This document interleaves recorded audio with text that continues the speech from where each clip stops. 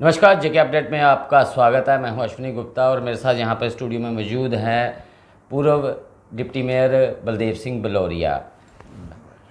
बलदेव जी, अब जिस प्रकार से चुनाव हो चुके हैं, कल अंतिम चरण का जो मतदान था वो भी हो गया, तो अब उसके बाद से जो एग्ज़िट पोल सामने आए हैं, अगर हम बात करें तो जितने भी प्रमुख चैनल हैं सभी ने एक बार फिर से प्रधानमंत्री नरेंद्र मोदी को फिर प्रधानमंत्री बनाते हुए दिखाया है और उसमें बताया है कि जो पूर्ण बहुमत है जो बीजेपी को इस बार फिर मिलने जा रहा है। तो कैसे इसको देखते हैं आप? बिल्कुल, देश की जनता ने देश के प्रधानमंत्री को जो उन्होंने विकास किया है, जो देश को आगे ले जाने का काम किया है, सबका साथ सबका विकास और सबके प्रयास की बात की है, जिस तरह उन्होंने 370 का मसला और राम मंदिर का मसला हल किया है, जिस तरह उन्होंने बॉर्डर पे शांत, पाकिस्तान के बॉर्डर पे रोज़ आए दिन फायरिंग और वो होते थे वो शांत की, जिस तरह उन्होंने कश्मीर में मिलिटेंसी को टैकल किया, जीरो टॉलरेंस नक्सलाइट को टैकल किया, इस तरह बहुत सारी बातें हैं जो कि देश के जनता ने समझा है। और जो एग्जैक्ट पोल आया है उसमें भी दिखाया है कि बन रहे हैं। मुझे लगता है कि हमें पहले ही उम्मीद थी, और देश के प्रधानमंत्री जी जो बात करते हैं, जो कहते हैं, बड़ी बात है कि देश की जनता उससे हाथों हाथ लेती है। उन्होंने 400 पार की बात कही थी, मुझे 400 सीट मांगी थी लोगों से, और लगभग देश की जनता उनको 400 सीट दे रही है।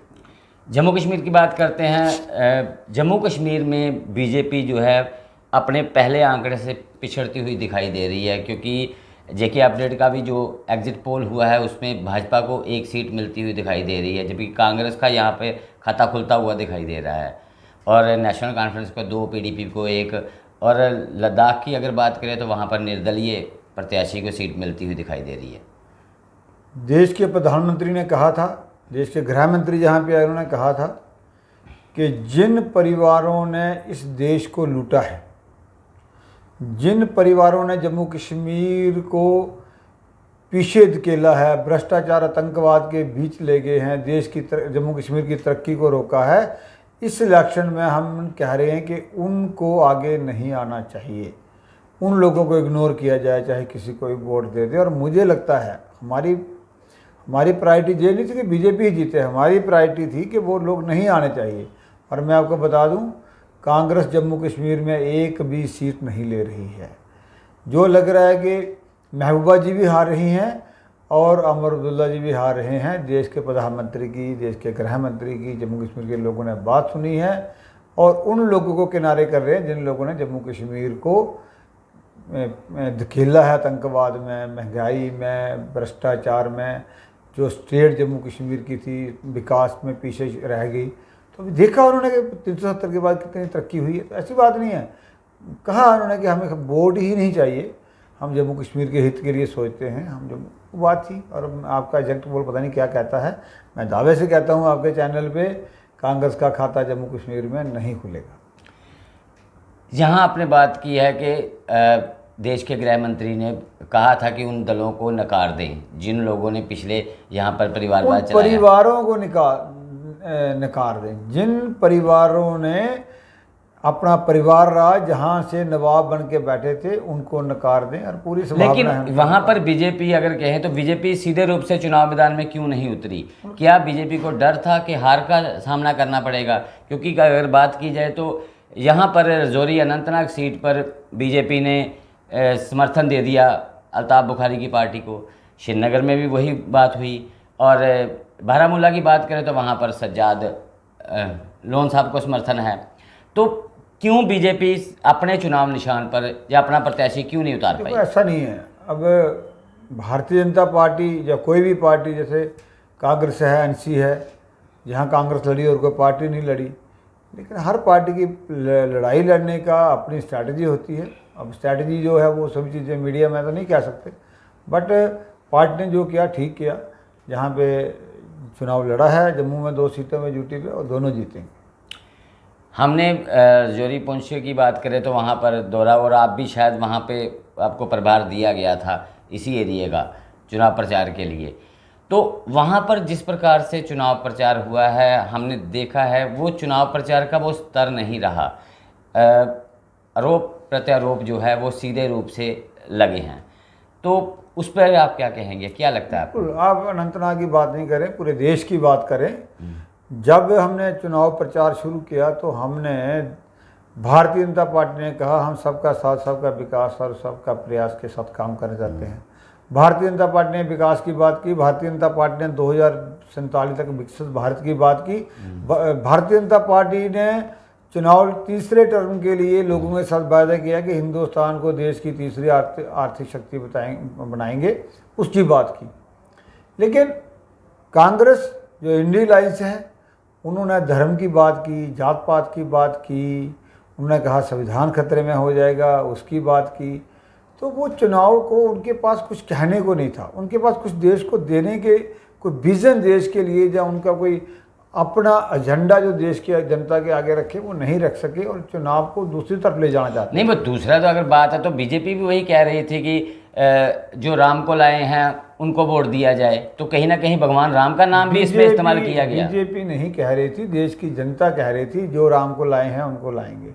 बीजेपी ने तो कहीं भी नहीं कहा, मुझे एक भी भाषण हमारे किसी सीनियर लीडर का बता दो जिसने कहा हो कि आप जिन जो राम को लाए हैं उनको लाएं। देश की जनता ने दिल से कहा था कि जो राम को लाए हैं उनको लाए हैं, वो ला रहे हैं। जनता तो कुछ भी कह सकती है, लेकिन भारतीय जनता पार्टी ने कभी इसको धार्मिक रंग नहीं दिया, सांप्रदायिक रंग नहीं दिया। लेकिन कांग्रेस और इसके अलाइज जो थे उन्होंने कोई कसर नहीं छोड़ी, जिससे चुनाव का सतर जो था वो नीचे गिरा। राजौरी अनंतनाग सीट पर अगर बात की जाए तो नेशनल कॉन्फ्रेंस के जो प्रत्याशी हैं उन पर भी ये आरोप है कि उन्होंने भी धर्म के नाम पर वोट मांगे हैं। राजौरी अनंतनाग सीट पे कोई कांग्रेस एनसी को वोट नहीं दे रहा। जो देख रहे थे वो लोगों को धार्मिक उन्माद बढ़ा के और उनको बांट के उसी ढंग से वोट ले रहे थे। मैं कह रहा हूँ इन लोगों ने, सब ने, इनकी हर सीट पे अलग अलग पॉलिसी थी, कोई अलायंस नहीं था, कोई वो नहीं था। अगर मुझे लगता है कि महबूबा जी वहाँ से हारेंगी और उमर जी खड़े होते वो भी हारते।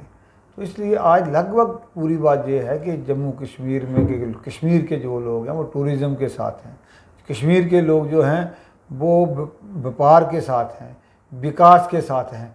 कश्मीर के लोग नहीं चाहते कि साल साल डेढ़ साल हड़तालें बंद हो, ऋतु कैलेंडर चले, पत्थरबाजी चले। कश्मीर का यूथ जो है अपने फ्यूचर के लिए काम कर रहा है। तो मुझे लगता है कि अब समय बदल गया है।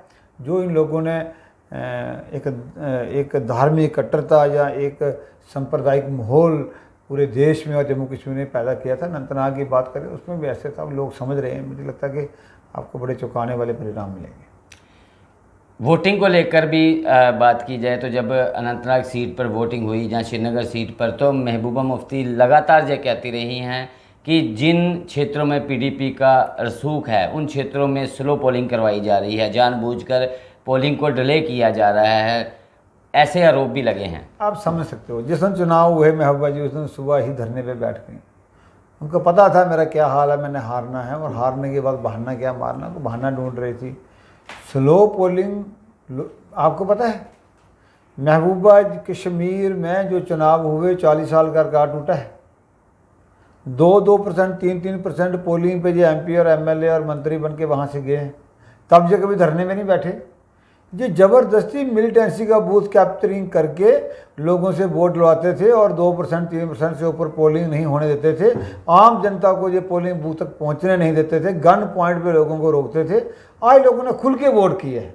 जब खुल के वोट किया तो इनको परेशानी होगी, इसीलिए धरने पे बैठे हैं। कम पोलिंग की वजह से नहीं बैठे, इनको डर ये था कि लोगों ने मास पोलिंग की है, लोग निकले हैं, और जो निकले हैं वो लोगों का मूड और मिजाज क्या है उनको महबूबा जी को पता था।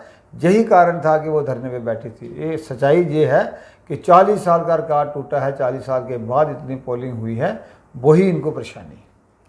अगर एक बार फिर से देश में भाजपा की सरकार बनती है, बन जानी है सरकार, तो अगर जम्मू कश्मीर के लिए क्या रहेगा खास? जम्मू कश्मीर की अच्छी बात है। इसका क्या विधानसभा चुनाव? देश के प्रधानमंत्री गृह मंत्री ने कहा है कि जल्द ही चुनाव कराएंगे, सितंबर से पहले कराएंगे। अब मुझे लगता है कि इस चुनाव के बाद सीधा जम्मू कश्मीर में चुनाव देंगे। यही केंद्र की सौगात होगी, एक पॉपुलर सरकार आएगी, एक चुनी हुई सरकार आएगी और लोगों के काम होंगे। बहुत बहुत शुक्रिया हमसे बात करने के लिए। तो ये थे भाजपा के वरिष्ठ नेता बलदेव सिंह बलौरिया, जिन्होंने कहा है कि उम्मीद है कि जल्द जम्मू कश्मीर में विधानसभा के चुनाव होंगे और जम्मू कश्मीर के लोगों को ये तोहफा दिया जाएगा। तो मुझे अश्विनी गुप्ता को दे इजाज़त। आप जुड़े रहें जेके अपडेट के साथ। जम्मू कश्मीर की खबरों के लिए जुड़े रहिए जेके अपडेट के साथ।